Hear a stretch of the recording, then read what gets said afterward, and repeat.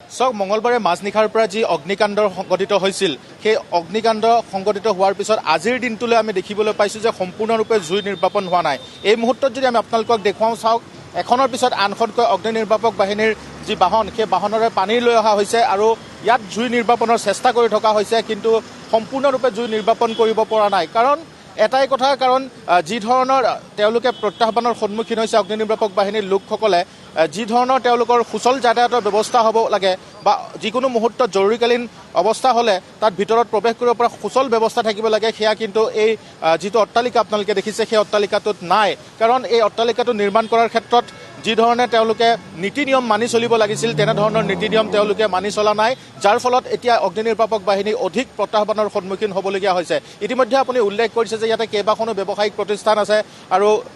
ভাৰতীয় ষ্টেট বেংকৰ কেইবাটাও শাখা ইয়াত আছে। তেনে এক গুৰুত্বপূৰ্ণ স্থানত যদি এইদৰে যদি ব্যৱস্থা ৰখা হয় তেনেহ'লে স্বাভাৱিকতে এনেধৰণৰ ভয়ংকৰ পৰিস্থিতিৰ সন্মুখীন হোৱাটো স্বাভাৱিক। এতিয়া প্ৰশ্ন হয় যে এই যিটো অট্টালিকা আপোনালোকে দেখিছে, এই অট্টালিকাটো নিৰ্মাণ কৰাৰ সময়ত যি ধৰণে নিয়ম মানিব লাগিছিল বা যি ধৰণৰ তেওঁলোকৰ অনুমতিৰ প্ৰয়োজন হৈছিল সেইসমূহ তেওঁলোকে লৈছিলে নে নাই, আৰু যদি তেওঁলোকে সেইসমূহ লোৱা নাছিল তেনেহ'লে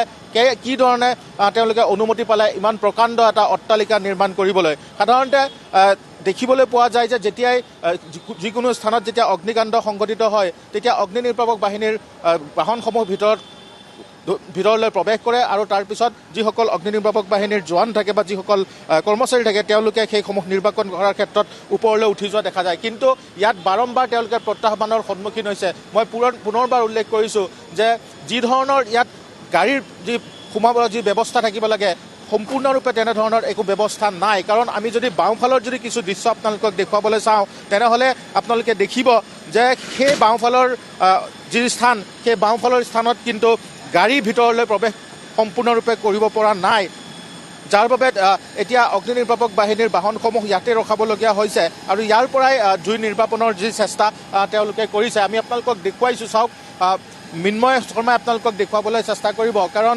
যি ধৰণৰ ব্যৱস্থা থাকিব লাগিছিল তেনেধৰণৰ সম্পূৰ্ণ ব্যৱস্থা নাই, আৰু যিহেতু এটা ফায়াৰ এণ্ড এক্সটিংগুইছ ছাৰ্ভিচৰ পৰা এটা অনুমতিৰ প্ৰয়োজন হয়, সেই অনুমতি আচলতে আছিলে নে নাই সেয়াও এতিয়া প্ৰশ্নৰ বিষয় হৈ পৰিছে। আৰু কাৰণ এনেধৰণৰ এটা অট্টালিকা, বৃহৎ যেতিয়া অট্টালিকা এটা নিৰ্মাণ কৰা হয় তেনেহ'লে ভিতৰত অগ্নি নিৰ্বাপনৰ ব্যৱস্থাও থাকিব লাগে, ভিতৰত যিকোনো সময়ত যাতে অগ্নি নিৰ্বাপক বাহিনীৰ যাতে লোক ভিতৰত সোমাব পাৰে তাৰো ব্যৱস্থা থাকিব লাগে। কিন্তু এতিয়া সেই ব্যৱস্থাৰ অভাৱৰ বাবে অধিক প্ৰত্যাহ্বানৰ সন্মুখীন হোৱা দেখিবলৈ পোৱা গৈছে। আপোনালোকে চাওক কেনে এটা বিধ্বংসী অগ্নিকাণ্ড। কাৰণ মঙলবাৰৰ মাজনিশাৰ পৰাই যিহেতু এই অগ্নিকাণ্ড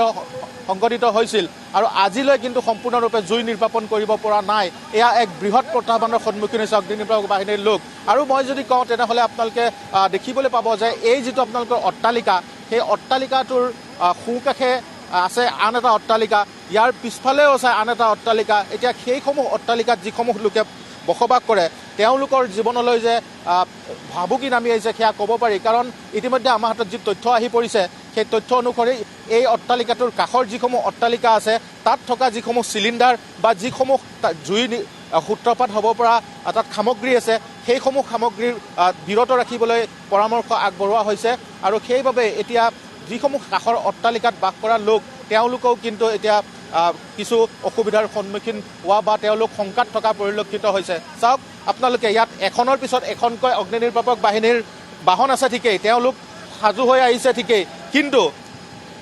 যি ঠেক বাট পথৰ বাবে ভিতৰত প্ৰৱেশ কৰিব পৰা নাই, যি ধৰণৰ মই পুনৰবাৰ উল্লেখ কৰিছোঁ যি ধৰণৰ বাট পথৰ ব্যৱস্থা থাকিব লাগে ভিতৰত প্ৰৱেশ কৰাৰ ক্ষেত্ৰত তেনেধৰণৰ বাট পথ নথকাৰ বাবেই এতিয়া অধিক প্ৰত্যাহ্বানৰ সন্মুখীন হৈছে অগ্নি নিৰ্বাপক বাহিনী। কাৰণ এই যিটো অট্টালিকা, এটা বিশাল অট্টালিকা, ইয়াত কেইবাটাও মহলা আছে আৰু ইয়াত সম্পূৰ্ণ এক ব্যৱসায়িক প্ৰতিষ্ঠান, ব্যৱসায়িক ইয়াত যি কমাৰ্চিয়েল ব্ৰাঞ্চ সেইসমূহ ইয়াত আছে। সেয়েহে এনে এটা পৰিস্থিতিৰ মাজত এই অট্টালিকাটো নিৰ্মাণ কৰাৰ ক্ষেত্ৰত সেই যিসমূহ ব্যৱস্থা থকাৰ প্ৰয়োজন আছিল সেইসমূহ নোলোৱাত এতিয়া অভিযোগ উত্থাপন হৈছে। স্বাভাৱিকতে এনেধৰণৰ যদি গুৱাহাটীত যদি কোনো যদি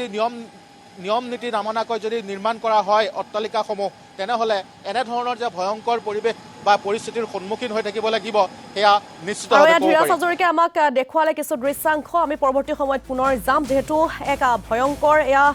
আচলতে অগ্নিকাণ্ড সংঘটিত হৈছিল গুৱাহাটীৰ আচলতে মাজমজিয়াত ইমান এটা ডাঙৰ বিল্ডিং য'ত নেকি SBIৰ শাখা আছে চহম আছে ফায়াৰ ছেফটি থকাটো অতি দৰকাৰী আচলতে ফায়াৰ ছেফটি নথকাৰ বাবে সেই এটা বৃহৎ অট্টালিকাত এনেকুৱা ধৰণৰ অগ্নিকাণ্ড ঘটনা সংঘটিত হ'ল নেকি সেয়াও ডাঙৰ প্ৰশ্ন সাধাৰণতে হঠাতে যেতিয়া দুৰ্যোগ আহে লোকসকল তৎপৰ হ'ব লাগে আৰু তৎপৰতা অৱলম্বন কৰিবলৈ যিসমূহ ব্যৱস্থাৰ থাকিব লাগে সেয়া হওক সেয়া লাগিলে অট্টালিকাটোৰ ডিজাইনে হওক সেয়া লাগিলে আন কিবাই হওক সেইসমূহ ব্যৱস্থাৰ অভাৱৰ বাবে আচলতে সেইদিনা এনেকুৱা এক পৰিস্থিতিৰ সৃষ্টি হ'ল নেকি বা সোৱাদো লাগিল নেকি এক ভয়ংকৰ অগ্নিকাণ্ডৰ সূত্ৰপাত হ'ল নেকি সেয়াও বৰ্তমান সময়ত ডাঙৰ প্ৰশ্ন কেইবাখনো অগ্নি নিৰ্বাপক বাহিনীয়ে যৎপৰোনাস্তি চেষ্টা চলাই আছে জুই নিৰ্বাপন কৰাৰ বাবে তাৰ পাছতো কিন্তু জুই নিৰ্বাপন কৰিবলৈ সক্ষম হোৱা নাই কিন্তু তাৰ পাছতো দুৰ্যোগ প্ৰশমন বিভাগে কেনেকুৱা ধৰণৰ ব্যৱস্থা গ্ৰহণ কৰে বা কি বিকল্প ব্যৱস্থা গ্ৰহণ কৰে সেয়া পৰৱৰ্তী সময়ত লক্ষণীয় বিষয় হিচাপে দেখা দিব কিন্তু এই মুহূৰ্তত কিছু ভাষ্য আছে আমি আপোনালোকক শুনাই ল'ব বিচাৰিছোঁ কালিয়ে উঠিছোঁ মই ফ্ল'ৰ কমপ্লিটলি ফায়াৰ এক্সটিংগুইছড আৰু ওপৰত ধোঁৱা অলপ চলপ আছে এইটো শ্বৰ্টলি মানে কুলিং মানে কৰি থকা হৈছে জি লকাৰটো কেনেকুৱা আছে মানে সেফ আছে না লকাৰটো খুলি চোৱা নাই আমি বেংকৰ মানুহ দেখিছে মোৰ লগত বেংকৰ মানুহ গৈছিলে আমি প্ৰটেকশ্যন দি লৈ গৈছোঁ লকাৰটো এনে দেখিলে ঠিকে লাগে বাকী এছেছমেণ্টটো বেংকৰ মানুহে কৰিব পাৰিব আৰু কিমান সময় আশা কৰিব পাৰি সম্পূৰ্ণৰূপে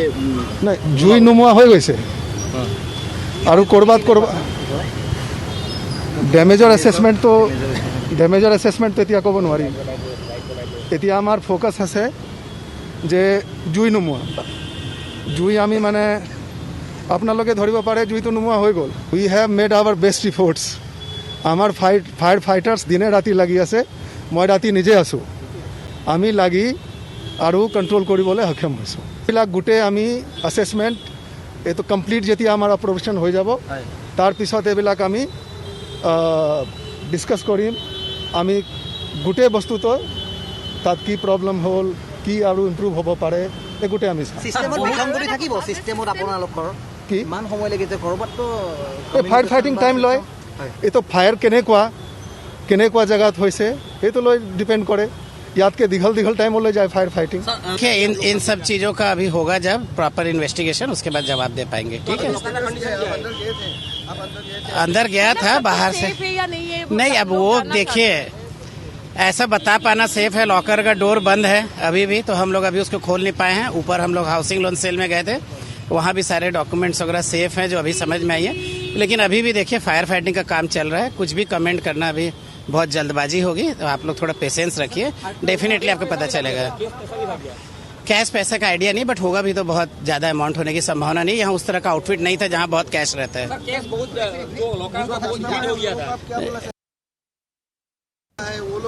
नहीं कस्टमर का एश्योर कर रहा हूँ मैं कि SBI की तरफ से जो भी प्रयास हो सकता है आप लोग देख रहे हैं हम लोग 36 घंटों से यहीं लगातार बने हुए हैं पिछले जो भी बेस्ट प्रयास हो सकता है प्रशासन पूरी तरह से मदद कर रही है फायर ब्रिगेड मदद कर रही है जो भी ह्यूमनली पॉसिबल है फायर ब्रिगेड डिपार्टमेंट के एफर्ट्स आप लोग देख ही रहे हैं आप लोग लगातार बने हुए जो भी कुछ है सर सारा कुछ का सभी कुछ का रास्ता निकलेगा सर एक क्राइसिस सिचुएशन है हम लोग डील कर रहे हैं इसको थैंक यू पब्लिक का कहना है कि आप लोग यहाँ पे जो बैंक आप लोग ने यहाँ पे खोला है ये देखिए ये सब चीजों के ऊपर अभी ओपिनियन देने का समय नहीं है अभी 36 जितना भी मतलब लॉकर का देखिए वो जगह जो है वो ठीक है डोर ठीक है अंदर हम लोग अभी तक नहीं खोल पाए हैं जैसे ही खोलेंगे अपडेट आपको और देंगे